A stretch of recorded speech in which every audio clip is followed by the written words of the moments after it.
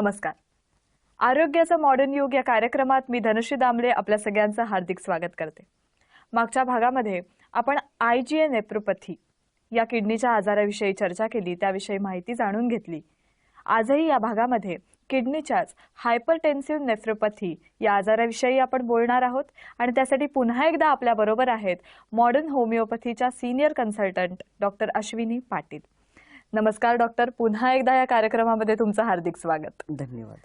मी जसं म्हणाले की आपण हायपरटेन्सिव्ह नेफ्रोपॅथी या विषयावर बोलणार आहोत, तर काय आहे नेमका हा आजार किंवा या आजाराबद्दल तुम्ही सविस्तर सांगाल का?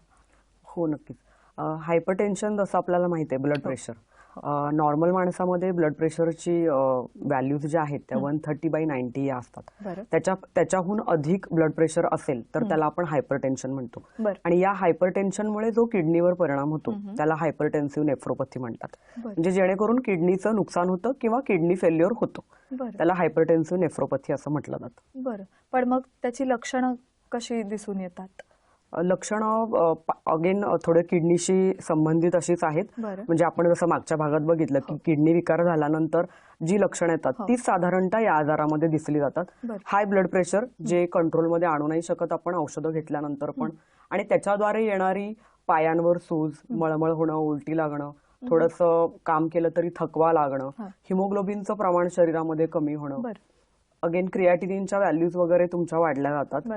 हे सगळं ब्लड प्रेशर वाढल्यामुळे होतं. बरं, म्हणजे जे आधी आपण किडनीच्या संदर्भात जी बेसिक लक्षणं आपण बघितली तशीच साधारण ह्याच्यामध्ये दिसून येतात. अजून एक किडनीशी संबंधित आजार म्हणजे आपण नेहमी ऐकतो क्रोनिक किडनी फेल्युअर. तर नेमकं काय आहे हे अगदी सोप्या भाषेत सांगायचं झालं तर कसं सांगा? क्रोनिक किडनी फेल्युअर हे आपण सोप्या भाषेत असं सांगू शकतो की जेव्हा हा आजार दीर्घकाळानंतर किडनीला बाद करतो. म्हणजे त्याची सुरुवात खूप आधी झालेली असते, पण ती हळूहळू बाद करत जाते किडनीला, आणि त्याला आपण एक क्रोनिक किडनी फेल्युअर असं म्हणू शकतो. बरं, किडनी फेल्युअर किंवा किडनीचा कोणताही आजार असं म्हटलं की सुरुवातीला पेशंटला टेन्शन येतं, ते म्हणजे डायलिसिसचं. कारण dialysis is equal to kidney, kidney is equal to dialysis असं आता समीकरणच झाल्यासारखं झालेलं आहे. तर डायलिसिसचे दुष्परिणामही आपल्या अवयवांवर, आपल्या शरीरावर होत असतील ना? हो, अतिशय गंभीर दुष्परिणाम होतात आणि महत्वाच्या अवयवांवर होतात. कारण किडनीज हा आपल्या शरीरातला अतिशय महत्वाचा अवयव आहे. आणि आपण जेव्हा शरीरातून कृत्रिम रीतीने युरिन बाहेर काढतो त्याला डायलिसिस म्हणतात. तर डायलिसिसचे दुष्परिणाम असे होतात की पेशंटला खूप थकवा जाणवतो, पेशंट त्याच्या रुटीन ऍक्टिव्हिटीज पण करू शकत नाही, पायांना क्रॅम्प्स येतात, ब्लड प्रेशर खूप जास्त प्रमाणामध्ये वाढतं. हा एक अतिशय वाईट परिणाम आहे डायलिसिसचा. आणि युरिनचं प्रमाण हळूहळू कमी होत जातं. एक स्टेज अशी येते की तुम्ही तुमचं युरिन आउटपुट 0 होऊन जातं आणि पेशंटकडे प्रत्यारोपण म्हणतो आपण ज्याला, किडनी ट्रान्सप्लांट, ह्याच्याशिवाय काही पर्याय उरत नाही. तर असे डायलिसिसचे अतिशय गंभीर परिणाम दिसून येतात शरीरावर. बरं, अनेक किडनीच्या आजारांनी त्रस्त असे रुग्ण मॉडर्न होमिओपॅथीकडे वळताना आता दिसत आहेत आणि त्यातनं रुग्ण बरे सुद्धा होत आहेत. पण तरी कुठेतरी समस्या, अडचणी ह्या आपल्याला येतातच. तर अशा काही अडचणी तुमच्या समोर कधी आलेल्या का? हो, येतच असतात. कारण महत्वाचा आपल्याला गैरसमज हा आहे की जेव्हा आपण बाकीच्या गोळ्या घेत असतो, लाईक ब्लड प्रेशरच्या किंवा डायबिटीसच्या ज्या गोळ्या आपण ॲलोपॅथीच्या घेत असतो, तर त्याच्याबरोबर होमिओपॅथी सुरू करू शकतो का, हा एक अतिशय सर्वसाधारण समज म्हणा किंवा प्रश्न असतो सर्वसामान्यांच्या मनामध्ये. तर ह्याला हे उत्तर आहे की त्याबरोबर हे तुम्ही घेऊ शकता औषधं. आणि इनफॅक्ट आम्ही तर असं पाहिलंय की त्या गोळ्यांचे जे दुष्परिणाम असतात ते देखील होमिओपॅथीच्या औषधांनी हळूहळू कमी होत जातात. त्याचं तुम्हाला सिव्हिअरिटी कमी झालेली दिसून येते. हो डॉक्टर, आणि मॉडर्न होमिओपॅथी बरेच रुग्ण आता फॉलो करताना दिसत आहेत. किडनीसारख्या दुर्धर आजारांवर मॉडर्न होमिओपॅथीमुळे रुग्णांना दिलासा मिळतोय. तर असे बरेच अनुभव आपल्याकडे आहेत, ते आपण पाहणारच आहोत.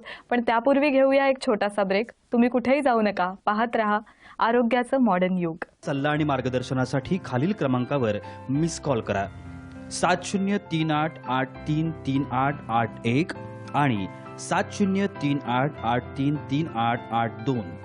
संपर्क क्रमांक 9730339009 आणि 9372728009. टोल फ्री क्रमांक 1800 121 800 9.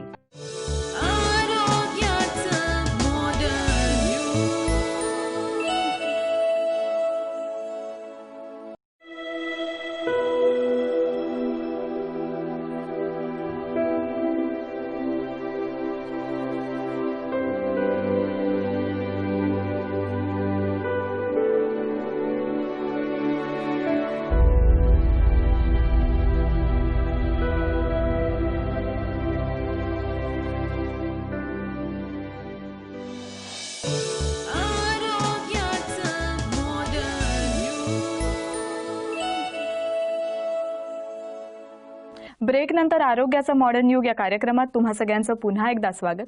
जसं मी मगाशी म्हणाले की मॉडर्न होमिओपॅथी या उपचार पद्धतीमुळे अनेक रुग्ण आता बरे होताना आपल्याला दिसतायत. किडनीच्या दुर्धर आजारांवर मॉडर्न होमिओपॅथीमुळे अनेक रुग्णांना दिलासा मिळतोय असे बरेच अनुभव आपल्याकडे आहेत. त्यातलाच हा एक अनुभव रमेश लोंढे यांचा. त्यांचा आपण अनुभव ऐकूया आणि त्यानंतर रिपोर्ट्सचा आढावा सुद्धा घेऊया. नमस्कार, माझे नाव रमेश लोंढे, राहणार मिरज, वय 42 आहे. आणि मला सुरुवातीला उलट्या होणे, मळमळणे हा त्रास सुरू होत होता. साधारण जून 2016 पासून हा त्रास सुरू झाला. डॉक्टर म्हणाले की तर मला जरा शंका आहे म्हटले, तर आपण सोनोग्राफी करण्यासाठी प्रयत्न करूया. सोनोग्राफीसाठी त्यांनी मला सांगलीच्या नामांकित हॉस्पिटलमध्ये पाठवलं. डॉक्टरांनी तो रिपोर्ट सगळा पाहिला आणि त्यांनी सांगितलं की तुमच्या दोन्हीही किडन्या फेल झालेल्या आहेत. BP चेक केल्यानंतर 250 एवढा BP माझा झाला होता आणि सांगितलं की यांना डायलिसिस करावं लागेल. डायलिसिस ती प्रक्रिया सुरू झाली आणि खूपच वेदनादायक असं ते सगळं होतं. 4 तासाची प्रोसेस होती ती. काय करावं, शेवटी जीव आहे म्हणून मी ते सहन केलं आणि 9 महिने डायलिसिस माझं कंटिन्यू चालू झालं. पण डायलिसिस नंतर जे काय त्रास व्हायला लागला ते कुणाला बोलू शकत नव्हतो, अशी परिस्थिती माझी होती. तर माझ्या वडिलांचे मित्र होते, ते पण मला बघायला आले. बघायला आल्यानंतर मग ते म्हणाले की तुम्ही म्हणले वेळ घालवू नका, माझ्या माहितीतले डॉक्टर आहेत आणि माझ्या मिसेसला कॅन्सर होता गर्भाशयाचा, तो तिथं बरा झालेला आहे, त्यांच्याकडंच त्यांनी औषध घेतलेलं आहे. म्हणलं ठीक आहे, म्हणलं काय सांगा आम्हाला, म्हणलं कुठलं क्लिनिक आहे ते आम्ही जाऊन भेटतो त्यांना. तर ते म्हणले modern homeopathic doctor Vijaykumar Mane यांच्याकडून आम्ही औषधं घेतलेली आहेत आणि माझी मिसेस ठणठणी झालेली आहे. तर म्हणलं होय, म्हणलं मी बघितलेलंच आहे, चांगलेच आहे, व्यवस्थित आहेत. तर तो अनुभव होता आणि त्यानुसार मग आम्ही 22 ऑगस्ट 2016ला मॉडर्न होमिओपॅथिकला आम्ही व्हिजिट दिलं आणि त्यातून आम्ही ते औषधं सुरू केली. ते औषध चालू केल्यावर आम्हाला 3 महिन्यात त्यांचा फरक जाणवला. 3 महिन्यानंतर मग ते जरा व्यवस्थित म्हणजे जेवण वगैरे करू लागले आणि असा फरक पडत गेला आणि होमिओपॅथिकच्या औषधामुळे खूपच चांगला रिझल्ट मिळत गेला. मॉडर्न होमिओपॅथिक औषध घेतल्यापासून पुन्हा कधीही मला हॉस्पिटलमध्ये ॲडमिट करायची वेळ आली नाही. इथं ह्या औषधामुळे मला खूप सॅटिस्फाईड झालो मी आणि तिथून मी एक विश्वास वाढला की आपण बरं होऊ शकतो, या आजारातून बाहेर येऊ शकतो. किडनी फेल्युअरच्या आजारातून आपण 100% चांगलं रिझल्ट आपल्याला मिळत चाललेले आहेत, हा एक विश्वास वाढला. सुरुवातीला माझा HB 6.5 होता, त्यामुळे मला चालायला सुद्धा त्रास व्हायचा. तर हळूहळू माझा HB 9.4 वर गेला. 9.4 वरून डिसेंबर जानेवारीमध्ये 11.2 वर आला. 11.2 झाल्यानंतर पुन्हा आम्ही मार्चमध्ये 31 मार्चला रिपोर्ट काढला. त्यावेळी माझा HB 13.5 झाला. मग मी विचार केला की आपला HB चांगला वाढलेला आहे, त्यामुळे आता विकनेसपणा नाही, पायामध्ये गोळे येत नाहीत, चालताना त्रास होत नाही. त्यानंतर एप्रिलनंतर माझं क्रिएटिन अंडर 3 वर आलं आणि तिथून डॉक्टरांनी सांगितलं की तुम्ही डायलिसिस नाही केलं तरी चालेल. आणि फेब्रुवारीपासून माझं डायलिसिस टोटल बंद झालं, मला कुठलाही त्रास होत नाही. आणि लेटेस्ट जो रिपोर्ट आहे जुलैच्या, त्या रिपोर्टनुसार मी आता नॉर्मल आहे माझा HB 14.9 आहे आणि क्रिएटिनसुद्धा अंडर 3च्या आत आहेत. ब्लड युरियासुद्धा 72 आहे. त्यामुळे मला कुठलाही त्रास नाही. ज्यांना कुणाला असा त्रास असेल किडनीचा त्यांनी जरूर होमिओपॅथिकचे औषध घ्यावं, मॉडेल होमिओपॅथिकचे औषध घ्यावं, डॉक्टर विजयकुमार मानेंना भेटावं.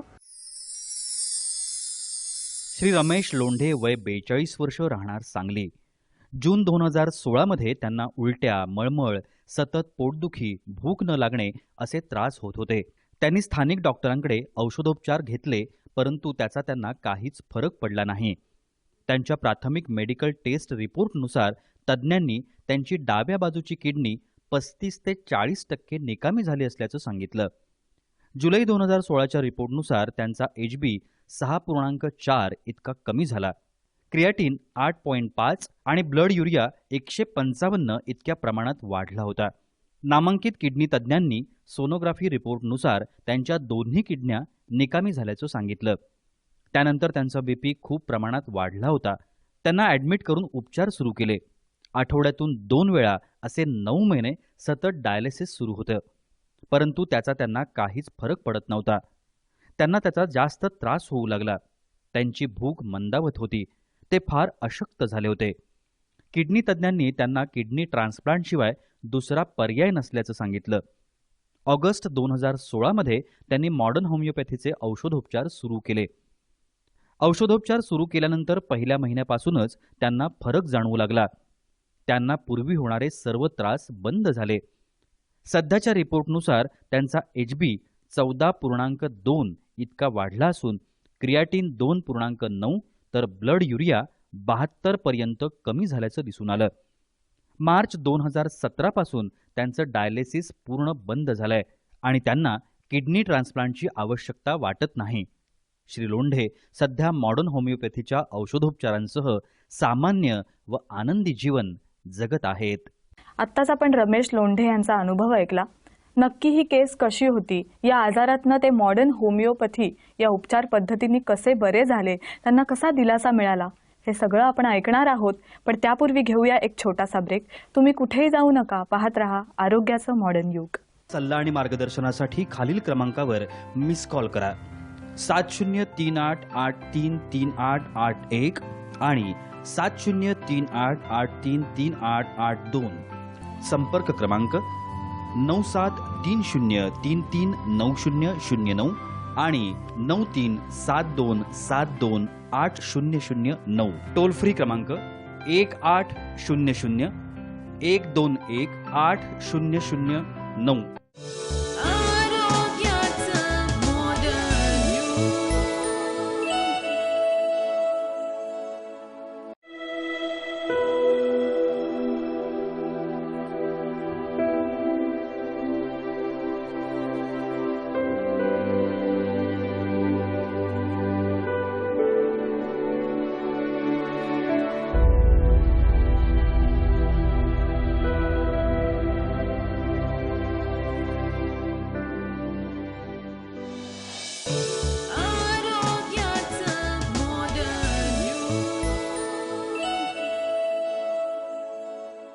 ब्रेकनंतर आरोग्याचं मॉडर्न युग या कार्यक्रमात तुम्हा सगळ्यांचं पुन्हा एकदा स्वागत.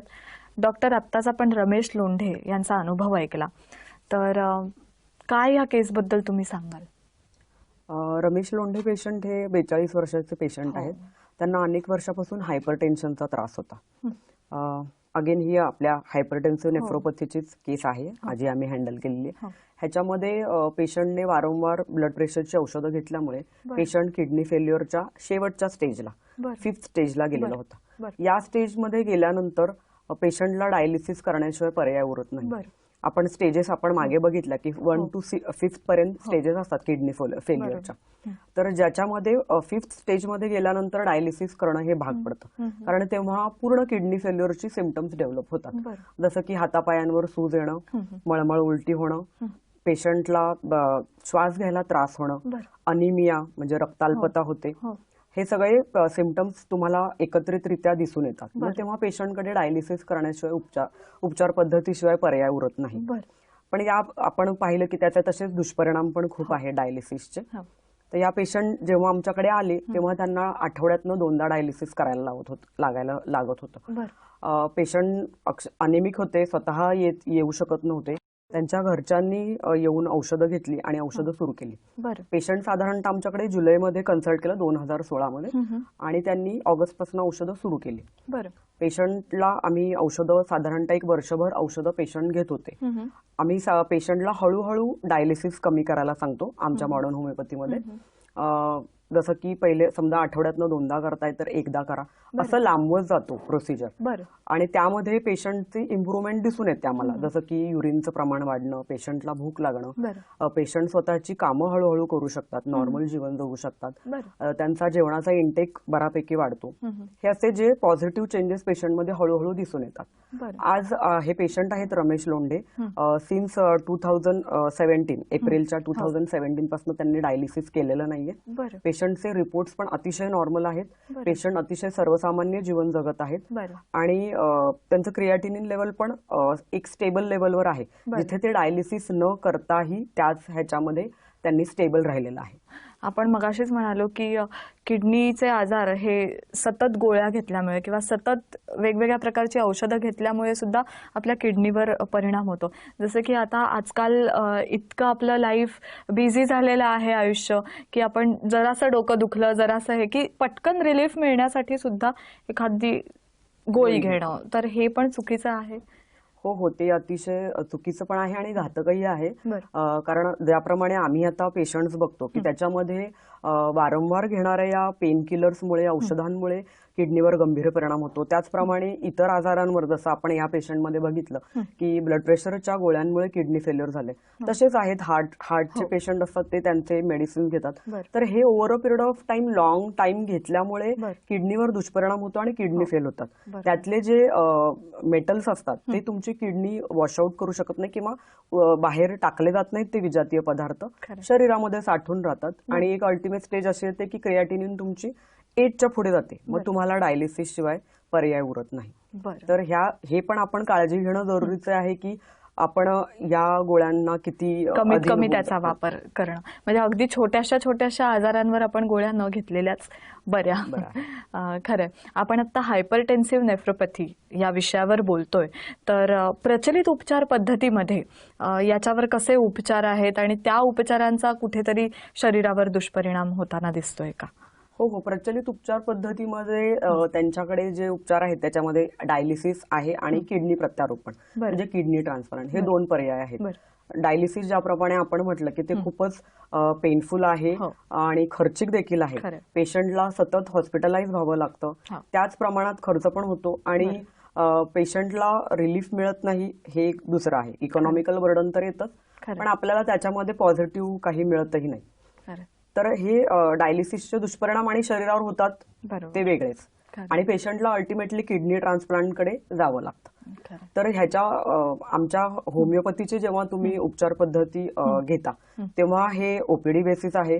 पेशंटला वारंवार हॉस्पिटलाइज व्हावं लागत नाही आणि आपण लांबू पण शकतो डायलिसिस, कमीही पण करू शकतो. आणि आम्ही अशा केसेस आता आपण या बघितला की रमेश लोंढे पेशंट आहेत ज्यांच्यामध्ये त्यांचे रिपोर्ट्स देखील नॉर्मल आलेले आहेत.